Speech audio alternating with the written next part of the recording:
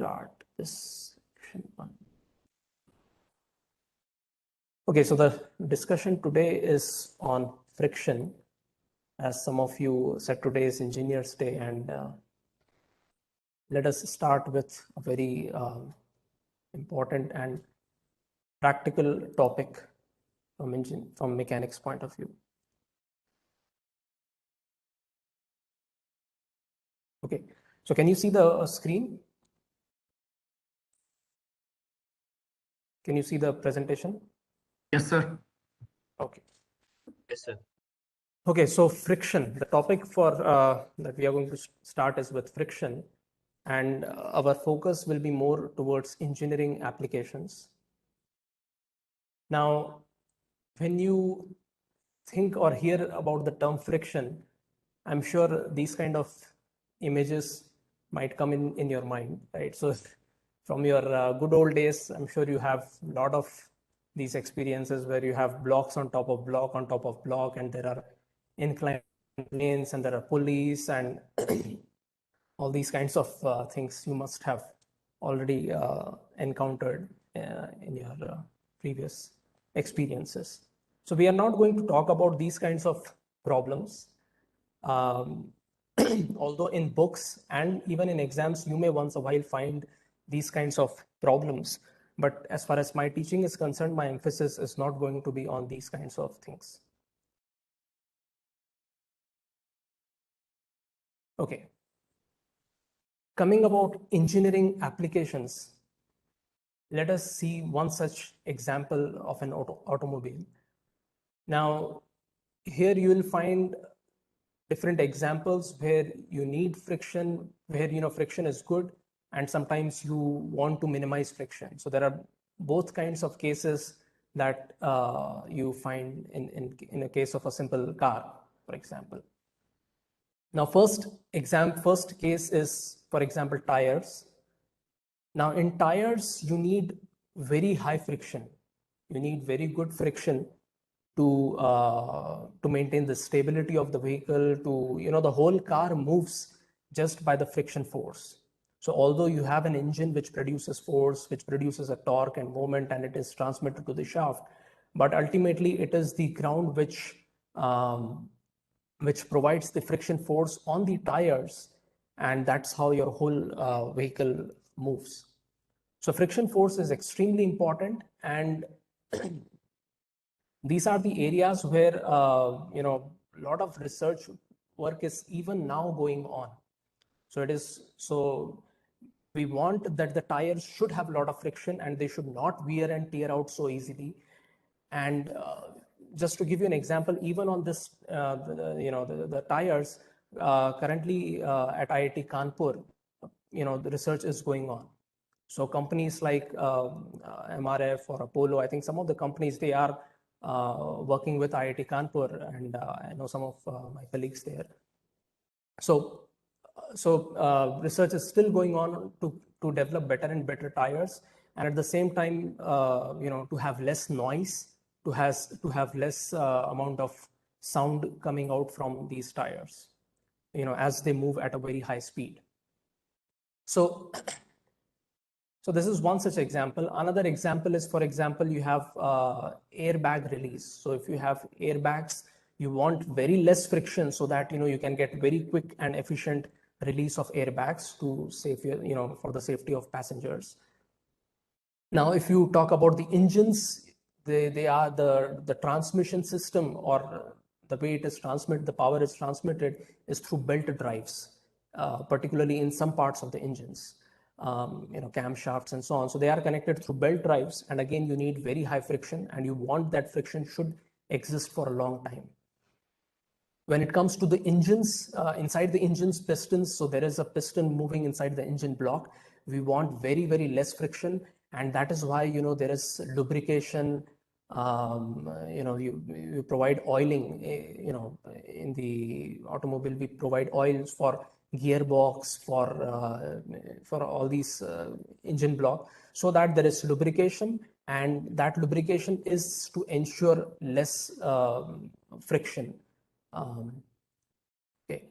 Similarly, you will find a lot of bearings so there is shafts going on in the vehicle, and any machines, there is a rotating object and which is supported on a stationary object. And so for that, you have to have a bearings. Now in bearings, we want low friction to save, we don't want to lose energy just in bearings. So bearings design is again a very vast area, and people are still doing research in this area to develop better and better bearings. Another area of which works by friction are brakes and clutch. So if you have yourself had an experience, clutch has a very important role in driving a vehicle, and clutch actually works completely based on friction. It is just a phenomena of pure friction by which clutch works, and which engages and disengages the engine power coming to the vehicle. So engine is always running, but let's say you don't want a vehicle to move, or you want to change gears and you want an intermittent disconnection from the engine, you use clutch. So clutch is again based on friction, and brakes are fully based on friction. Similarly, shock absorbers. In shock absorbers, we want a moderate level of friction. So we don't want too much friction, we don't want too less friction. In fact, it's not just called as friction, but there is a certain thing called viscosity. So we want a certain a moderate level of this thing. And again, why maybe a different topic, but yeah. So these are some of the applications just in a simple vehicle where friction plays such an important role in different ways, and sometimes it is desirable to have friction, sometimes it is desirable to have less friction, right? Okay. Now, what are some of the examples that we are going to see in this chapter, right? So we are not, we may not talk completely about some of these things, but some of the things that we are going to talk about are, for example, screw jacks and presses, right? So if you can see here this figure. So these types of machines, they work completely by the phenomena of friction. And we will see how, and again, we will learn how to do some of the calculations associated with that. So you can see that if you have to lift very heavy weight, individually it may not be possible, but if we use a screw jack, by a single person, by applying some amount of moment, the person can lift very heavy objects, right? Another thing that we will talk about are bearings. We will not be able to go too much into bearings because that's a different topic unto itself, and it's a more of mechanical engineering topic. But we will see some special type of cases when it comes to bearings. So bearings are basically like hinges, right? So at the corner of your doors, you can see that there are hinges which are used to connect two objects when one object is stationary and the other object is rotating. So that is the main idea of a bearing, that if you have a rotating object and if I have a stationary object, the rotating object cannot lie in space alone, right? It has to be supported on a stationary object. So how do you support a moving rotating object on a stationary object? You do it by the help of bearings. So you can see here, these are the bearings, and same things you can see in the corner of your doors. And so if you have a rotating door and then you have a stationary frame, and to put them together, you have these pins or hinges, which are like the bearings. And that's the concept of bearings. So we will talk something about that, and then we will also talk about belts or pulleys, but with friction. So till now, or even in your previous studies, you have considered pulleys as frictionless, and belts and pulleys are all frictionless. But now we will consider the effect of friction in ropes, in belts, around pulleys, right? So these are some of the topics that we are going to see and study in this chapter. Okay, so these are some of the practical applications that we will see. So we will talk about screw jacks, we will talk about bearings, we will talk about clutch, brake. We'll talk about ropes and pulleys with friction, and we will also talk about a very important topic called tires, which forms a very important component in vehicle dynamics. So if you have to study and model any vehicle or electric vehicle, or so you have to have an idea about the dynamics provided by the tire. Again, we will not be able to go into too much details, but we will just have some introduction on this topic as well. Okay, now coming to well, these were all about machines and so on, but friction is not just applicable to machines, but it is the basis of our whole life. And we'll be surprised to see that the world will not be the same world if the friction does not exist. So right, we will not be able to walk if there is no friction and so on. But apart from that, if you see a human body, and if you just study a human body, the human skeleton, right? So these are like made up of bones, but for the time being, we can assume this, let's say, as rigid bodies. So you can see that it is a very, very complicated motion of rigid bodies that is taking place. It is an inordinate, amazingly beautiful system which runs behind all of us, which we take it for granted. We don't even realize that what is going on, whether a child moves or jumps or walks and so on. It is a very, very complicated motion of interconnected rigid bodies that is taking place. And to have that interconnection, suppose, let's say we move the shoulder or move an elbow. So there is one object which is stationary, another object is moving. So again, you have some kind of a bearing in between. And here it is some kind of a ball and socket joint, which connects, the shoulder. So same way, the elbow joints, and there are all kinds of joints, knees have their own particular type of joints, hips have their joints. And it is just an amazing creation of God, which is so wonderful that every day we do it, we don't realize it. The only time we may realize it probably is when we get old, and when the friction here starts to increase.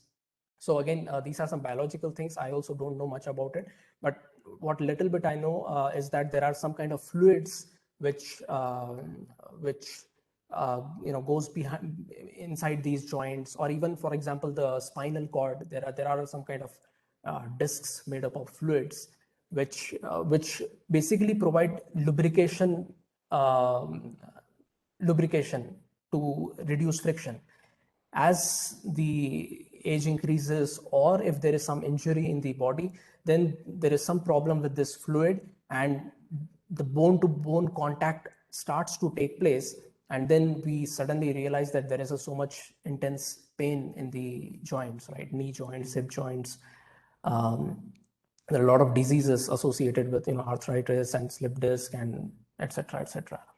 So all these things start coming in when because of friction, right? So initially the friction is very smooth, very less friction, but then as it starts increasing, we get again similar things. I just got it from internet. Synovial joints, which are something like ball and socket joints, and again you will see that in practically everywhere, even in our fingers, you can see that there is, just to curl our fingers, we are actually moving rigid bodies together, and there is some kind of friction which has already been optimized, because of which we don't even realize that we are doing some things, but it is so wonderful, and and it's good to start this topic on the Engineers Day. Okay, so I think that's all about the introductory part, and let's get to the topic of friction. Now, some of the basics which I'm sure you already know, but let's quickly review that. So there are two types of friction as far as engineering definitions are concerned. So we classify them as dry friction, also called as Coulomb friction, and fluid friction. So there is a dry friction and fluid friction. Fluid friction applies to lubricated mechanisms, or lubricated systems, and we will not be touching on this topic of fluid friction. So the fluid friction topic is reserved for fluid mechanics, and there is a whole area dedicated to that, which is called as tribology. So tribology is a study about all these lubrications and bearings and fluid friction. So we will not talk about these things in this course, obviously. So the present discussion is limited to dry friction between non-lubricated surfaces. Okay. Now, again, some of these basic concepts you already know. So if I have a block resting on ground, there is a weight W, and then there is a normal N, which balances the weight. Now, if we apply a small force on the block, then there will be a small friction force developed, which will be equal to the externally applied load, and that's it. Now another thing to note here is that you can see the point of contact application is moved towards the right, and this is basically because we have okay, maybe this I'll talk in the next slide, so let me keep it for the next slide. Now further, as the P increases further, so if we are still increasing the P, the friction force F will increase till it reaches a maximum value, which is called as a static friction. And beyond that, if I further increase the P, the block will start to move, and we will also observe a sudden drop in friction value to a kinetic friction. So the dry friction, there are two types. One is a static friction, another is a kinetic friction. Static friction is when the body is at rest, it is not moving, and the static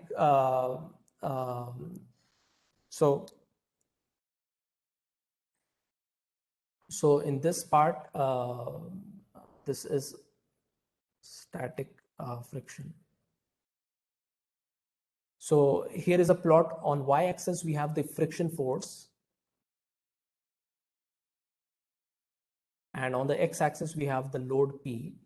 The friction force, as P increases slowly, the friction force will keep on increasing until it reaches a maximum value F max. And this F max is equal to mu times, or mu static times normal. So that is your coefficient of static friction. And then once the motion has just started, there will be a sudden drop in friction force value. And now the force that will act is what is called as kinetic friction. And that kinetic friction value will be little less, right? So, so the maximum static friction force is given by mu s times the normal, right? So that is the maximum value of static friction force. The kinetic friction force is always equal to mu k times n. So mu s is coefficient of static friction, mu k is coefficient of kinetic friction. And typically, just a thumb rule is mu k is around 75% of mu s, just a typical numbers. So in case if you want to use that, but in many cases, if the problem says, you can assume both to be same also. So just some concluding remarks. So the maximum static friction force and the kinetic friction force, so both of these forces, they are proportional to the normal force. You can see that they are dependent upon mu means they depend on the type and condition of contact surfaces, and both of these forces are independent of the contact area, right? So the contact area doesn't come into these equations. So whether it is a small area, 10 mm square, or it is 10 meter square, it doesn't matter. the friction force does not depend upon the area of contact. So that's something for basics. And another thing to check if you solve, get some block on block type of problems is, you have to check for impending motion, or even otherwise, in some of the problems. So you have to really check whether motion is impending or not, or whether the motion is about to take place or not. If it is not about to take place, then the friction force will be equal to the applied force, in that direction. You have to check that equilibrium equations. And if the motion is just about to take place, then yes, your static friction will be maximum given by mu s n. Now these are some of the typical coefficient of friction values of two surfaces on top of each other. So metal on metal and wood on leather, rubber on concrete. So you have different. So you can see rubber on concrete has got a very high coefficient of friction. Okay. Now coming to some other topics, which again some of you might have already studied, but let's go through it. The next topic is what is called as angle of friction. So the idea is we can replace the normal force and the friction force by the resultant R. So suppose I have got a block here and we are applying a force P, and there is a weight should be in the center.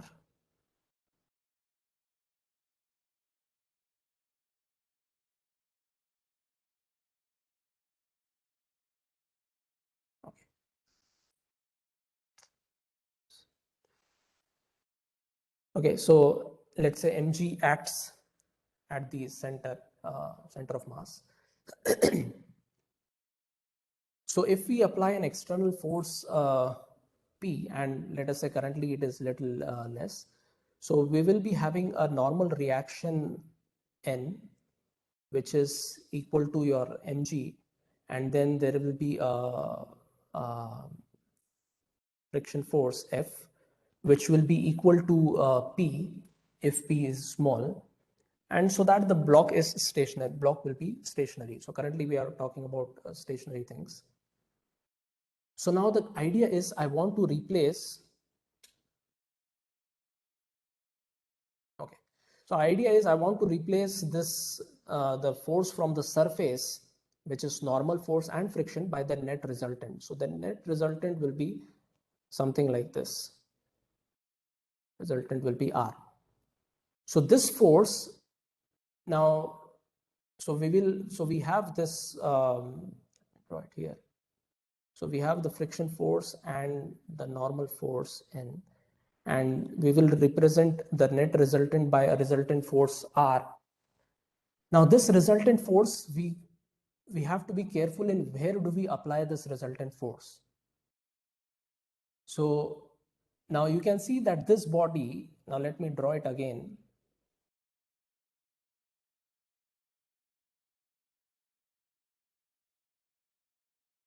So we have a weight W or mg and we have a load P. Let us say these are all applied at center. The resultant force R, change the color. Okay. So firstly, the resultant force R will act at an angle of phi such that this is equal to tan inverse of F by N. Right.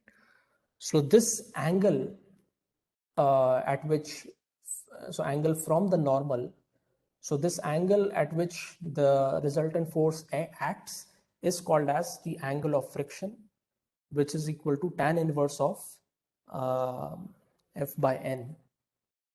And in the limiting case, when the motion is just about to take place, that angle of friction is called as static angle of friction, and that will be equal to tan inverse. F will be at its maximum value, which is mu n, and n cancels, and this static value of angle of friction will be equal to tan inverse the coefficient of friction mu. And to be more specific, I can put an S here, calling as mu s. So this is the angle at which the resultant will act. Now, if I have to represent this resultant force on this diagram here, it will act at an angle, but then you can see that this body is a 3-force member, right? So this is a concept that we have seen. And for the equilibrium of a 3-force member, the forces have to be concurrent. And therefore, the R will act such that, so it will act at an angle of phi, we know that, but it will act at an angle phi, and it will act, and we will move this point of application to a point such that it is concurrent with P and W, so that the resultant body, which is a 3-force member, is in equilibrium, right? So I hope it is clear. This is an equilibrium, and therefore it's a 3-force member, and therefore we shift the R to something like this. Okay. Now, just same thing drawn in a more, my diagrams are not good, so I'll just put better diagrams here. So here you can see the same things shown pictorially in a better way. So in this case, of course, P also has got an angle. So this horizontal component of friction force is equal to Px. And in the first case, you can see this is the angle of friction phi, and it is less than the phi s. When the motion is just about to take place, then this angle of friction is acted at phi s, and and motion is just about to begin because the maximum value has reached, and this is equal to Px. And the third case is when motion is taking place, and here the Px is large compared to this Fx, Fk, sorry. Okay, so the friction values, like what I have shown you here, same equations. So tan of phi s, or tan of angle of friction, is equal to mu s. And same thing can be done for the kinetic case. When the things are moving, I can still say that the angle of friction is equal to your phi k, which is equal to tan inverse of mu k. And for more realistic cases, phi mu s is greater than mu k, and therefore phi s is greater than phi k.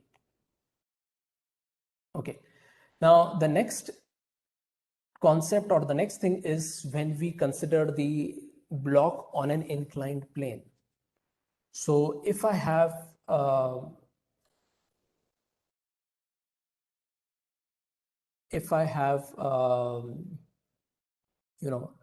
first thing is quite simple. So block is resting on a plane. Now slowly, if I start lifting this plane, if I start to lift this, and let's say we are in a situation something like this.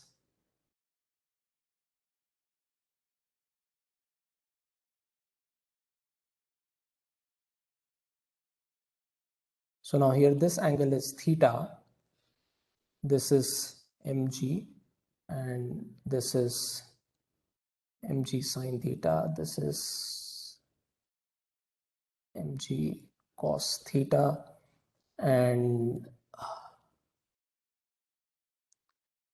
then you have the normal reaction N, and then there is a friction force F acting on the block.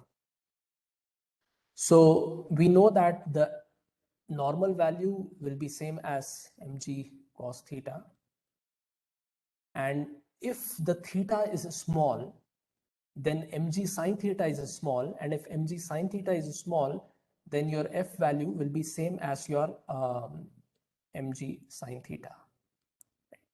So friction value will be just to stop the mg sine theta component from making the block to slide along, and that's it.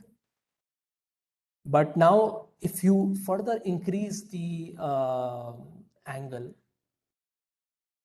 such that the motion is just about to take place, right? So now we have increased the angle and the motion is just about to take place.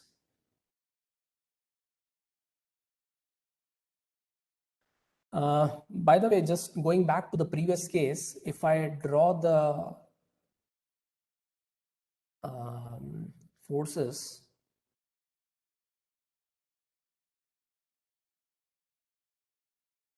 so this is the, let's say, center of mass, and this is your mg's acting something like this. At the bottom, you have two forces that are acting, right? So one is your normal reaction, another is your friction force. And if you take the resultant of that, so your normal force will be acting something like this, your F will be acting something like this. The net resultant,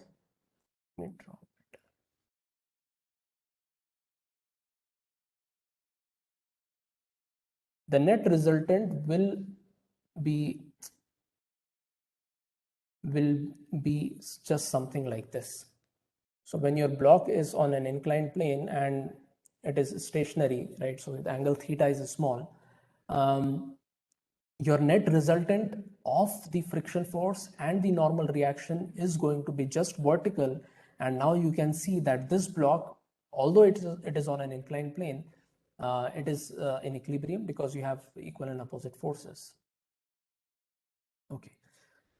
Now the when it is just about to begin motion, so now I'm talking about impending motion, when the theta is reasonably large and the block is just about to slide, in that case, the mg sine theta component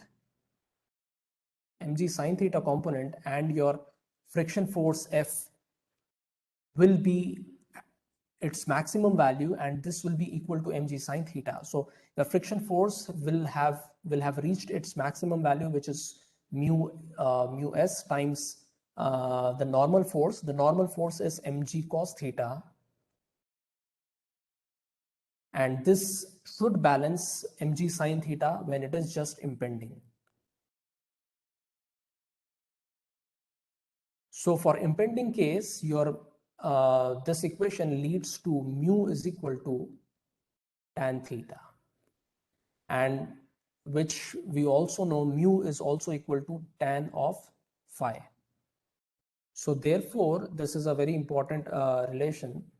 So when the motion is just about to begin, your theta is equal to phi for impending motion.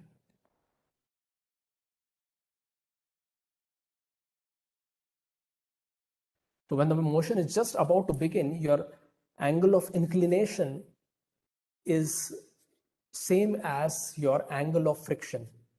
And that is the case where your the friction is just about to happen. And if theta is greater than phi, then your motion will take place. Right?